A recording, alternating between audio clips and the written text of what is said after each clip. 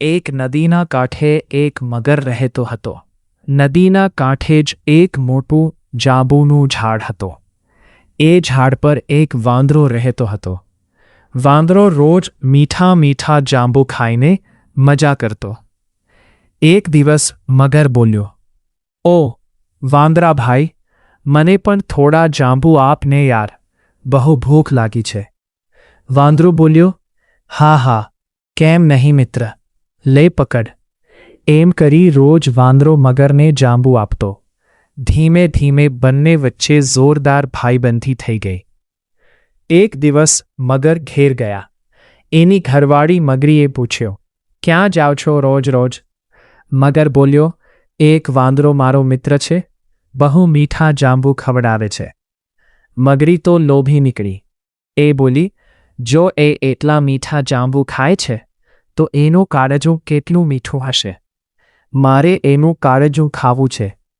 તું ગમે તેમ તેને મનાવી આપણા ઘરે બોલાવ." મગરને એની ઘરવાળી બહુ ગમતી હતી. એ વિચારવા લાગ્યો, હવે શું કરું? પણ ઘરવાળીનું કહેલું એ ટાળી ન શક્યો. બીજા દિવસે મગર વાંદરા પાસે ગયો અને બોલ્યો, "ઓ વાંદરા ભાઈ, કેમ છો? મજામાં ને? આજે તો તમારે મારા ઘરે જમવા આવવાનું છે. મારી ઘરવાળીએ ખાસ તમને બોલાવ્યા છે. ચાલ, મારી પીઠ પર બેસ, હું તને લઈ જાઉં." વાંદરો ખુશ થઈને મગરની પીઠ પર બેસી ગયો. નદીની વચ્ચે પહોંચતા જ મગર બોલી પડ્યો, "મિત્ર, સાચી વાત કહું, મારી ઘરવાળીએ તને જમવા નહીં, પણ તારું કાળજું ખાવા બોલાવ્યો છે." વાંદરો તો ઘબરાઈ ગયા, પણ તરત બુદ્ધિ કામે લગાડી. એ બોલ્યો, "અરે રે, હું તો મારું કાળજો ઝાડ પર જ મૂકી આવ્યો છું. ચાલ, પાછા જઈએ લઈ આવું." મૂર્ખ મગર તરત પાછો વળી ગયો.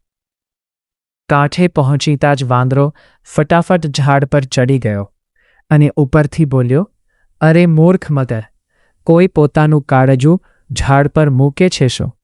તું મારો મિત્ર બનીને દગો કર્યો. આજથી તારી અને મારી મિત્રતા પૂરી." મગર શરમાઈ ગયા અને ચૂપચાપ પાણીમાં ઉતરી ગયા.